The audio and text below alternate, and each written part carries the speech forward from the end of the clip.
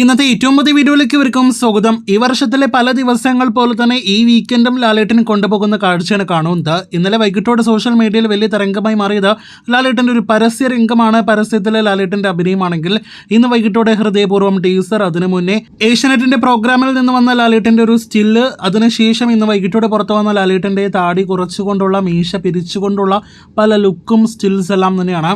ആദ്യമേ ലാലേട്ടൻ്റെ പരസ്യത്തിലേക്ക് വരികയാണെങ്കിൽ ജ്വല്ലറിക്ക് വേണ്ടിയുള്ള പ്രകാശ് വർമ്മ സംവിധാനം ചെയ്ത പരസ്യം വെറും 24 മണിക്കൂറിൽ എല്ലാ സോഷ്യൽ മീഡിയ പ്ലാറ്റ്ഫോംസിലൂടെ 37 ലക്ഷത്തിലധികം വ്യൂവേഴ്സിനെ നേടിയെടുക്കുന്ന ഒരു കാഴ്ചയാണ് കണ്ടത്. 1000 സബ്സ്ക്രൈബേഴ്സ് പോലും ഇല്ലാതിരുന്ന യൂട്യൂബ് ചാനലിലൂടെ വന്നിട്ടും 10 ലക്ഷത്തിലധികം വ്യൂവേഴ്സും 24 മണിക്കൂറുകൾ കൊണ്ട് ആ പരസ്യം നേടിയെടുക്കുകയുണ്ടായി. ലാലേട്ടൻ്റെ അഭിനയത്തെക്കുറിച്ച് പല സെലിബ്രിറ്റീസും പൊളിറ്റീഷ്യൻസ് അടക്കമെല്ലാം തന്നെ വർണ്ണിക്കുന്ന കാഴ്ചയും ഒരു പരസ്യം കണ്ട് നാം കാണുകയുണ്ടായി.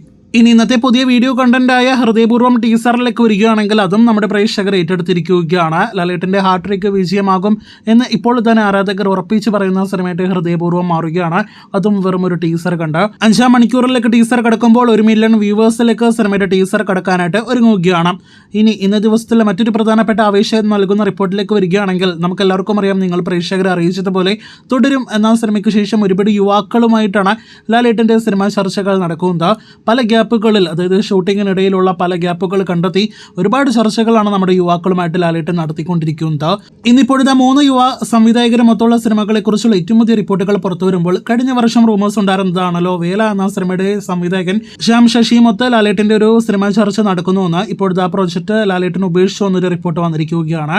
അതേസമയം ഇന്ന് 2 യുവാക്കളുടെ സിനിമകളുമായി ബന്ധപ്പെട്ട റിപ്പോർട്ടുകൾ പുറത്തു വരുമ്പോൾ വാശി എന്ന സിനിമ സംവിധാനം ചെയ്ത, ഒപ്പം ലവ് അണ്ടർ കൺസ്ട്രക്ഷൻ സീരീസിന്റെ സംവിധായകൻ കൂടിയായ വിഷ്ണു ജി രാഘവ് ലാലേട്ടനോട് ഒരു കഥ പറഞ്ഞുവെന്നും അതിന്റെ ബാക്കി ചർച്ചകൾ നടന്നു വരികയാണ് എന്നൊരു റിപ്പോർട്ട് വരുന്നു.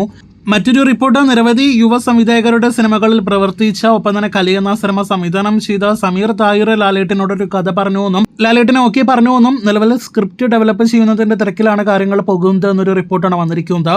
അപ്പോൾ ഓസ്റ്റിൻ ഡാൻ സിനിമയ്ക്ക് പിന്നാലെ ഒരുപാട് യുവ സംവിധായകരോടൊത്ത് ലാലേട്ടനോടൊപ്പം ഇനിയും ഒരുപാട് സിനിമകൾ, പ്രോജക്റ്റുകളെല്ലാം തന്നെ നടക്കട്ടെ എന്ന് ആശംസിക്കാം.